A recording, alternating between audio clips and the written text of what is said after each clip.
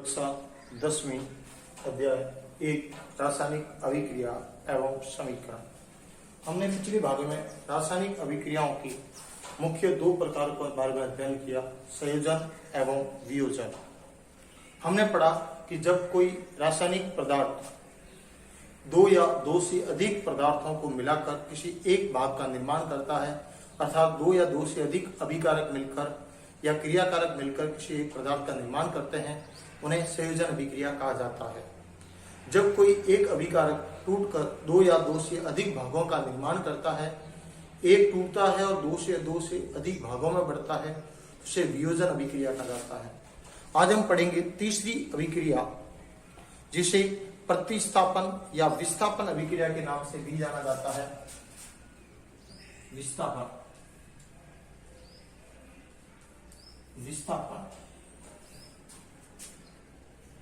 या प्रतिस्थापन।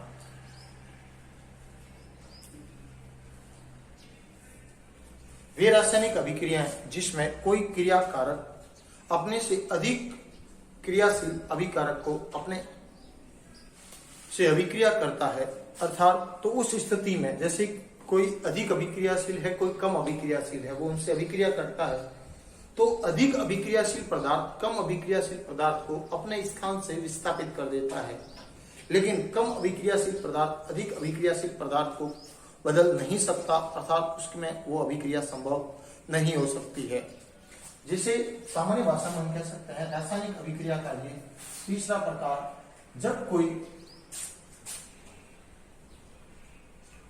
जब एक अधिक अभिक्रियाशील पदार्थ जब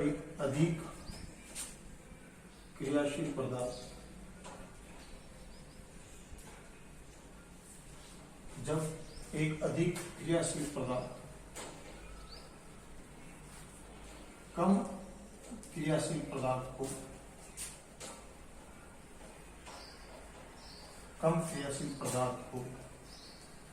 अपने स्थान से विस्थापित करता है, अपने स्थान से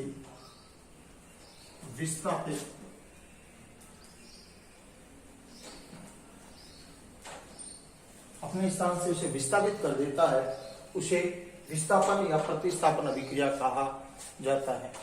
अब क्या ध्यान होगा कि वह अधिक अभिक्रियाशील है या वो कम अभिक्रियाशील है।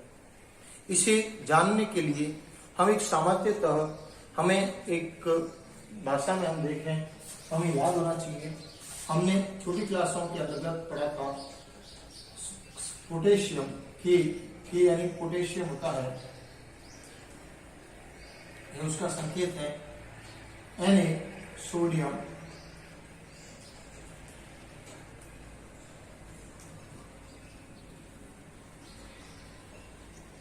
कैल्शियम,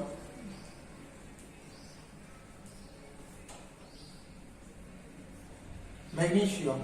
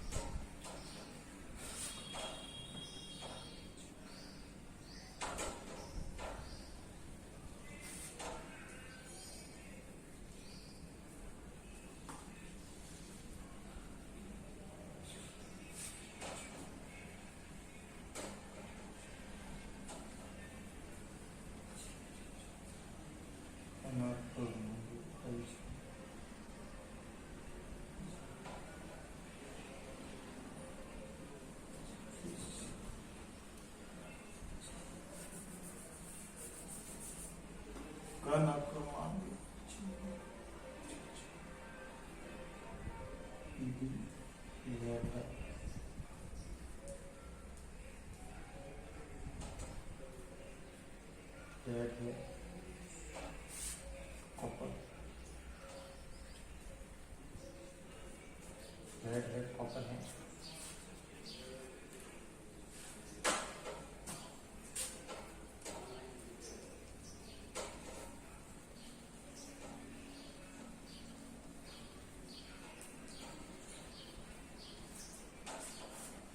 क न क मांगे, LG फ्रीज, लेड है, कॉपर है, सिल्वर, गोल्ड। लेड है, कॉपर है, सिल्वर, सिल्वर यानी होती चांदी, चांदी का फॉर्मूला होता है Ag, गोल्ड और अर्जेंटीना,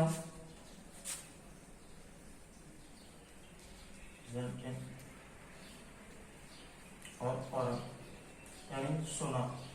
इस प्रकार हम इनकी अभिक्रियाशीलता को समझ सकते हैं।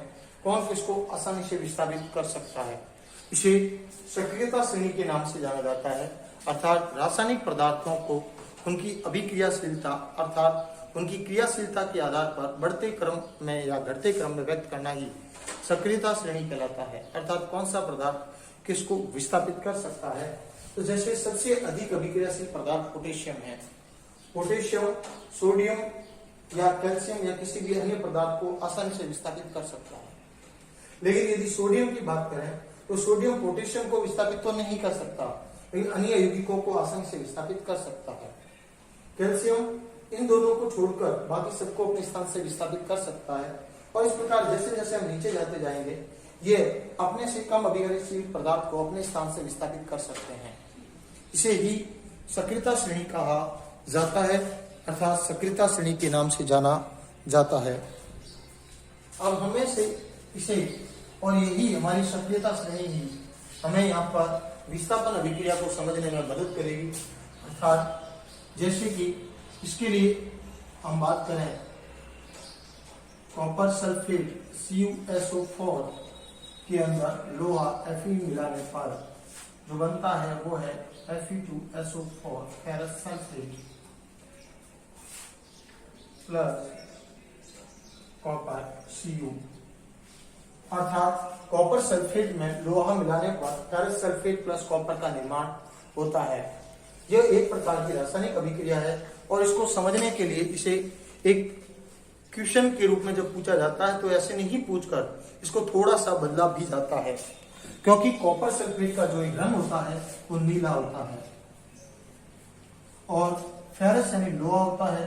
तो हम यहाँ पर इस प्रश्न को पूछने के लिए अच्छा ट्रिक उपयोग कर सकते हैं कि कॉपर सल्फेट के नीले रंग के विलयन में यानी कॉपर सल्फेट के नीले रंग के विलयन में यदि लोहे की कील मिलाई जाती है यानी Fe मिलाया जाता है तो उसका रंग बदल जाता है। ऐसा क्यों? क्योंकि कॉपर सल्फेट में लोहा मिलाने पर फेरस सल्फेट का निर्माण होता है और कॉपर पेंदे में जमा हो जाता है, अर्थात उसका नीला रंग पूर्ण रूप से विलुप्त हो जाएगा और फेरस सल्फेट का रूप आ जाएगा।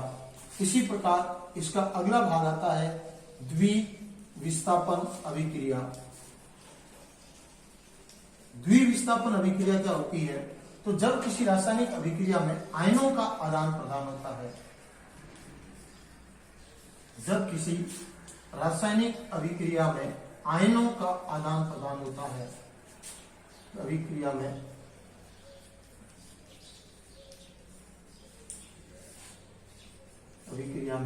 आयनों का प्रतिस्थापन,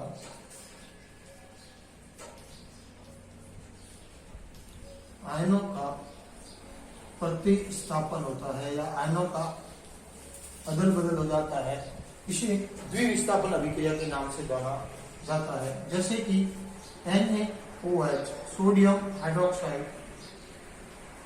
इसे सोडियम हाइड्रोक्साइड कहा जाता है। सोडियम हाइड्रोक्साइड में सोडियम हाइड्रोक्साइड प्लस HCl मिलाने पर जो बना वो है NaCl प्लस H2O, यानी इसका OH आयन इसके साथ और इसका Cl आयन इसके साथ प्रतिस्थापित हो गया, इसलिए इसे द्विविस्थापन अभिक्रिया कहा जाता है।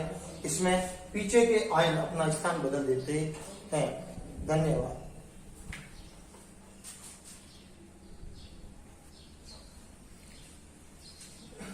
कुछ भैयाओं के लिए ये थोड़ा सा एक कंफ्यूजन भाग रहेगा, क्योंकि इसके दो भाग पहले और दो भाग अभी बने हैं, तो इसलिए इन दोनों को साथ में पढ़ने का प्रयास करेंगे। धन्यवाद।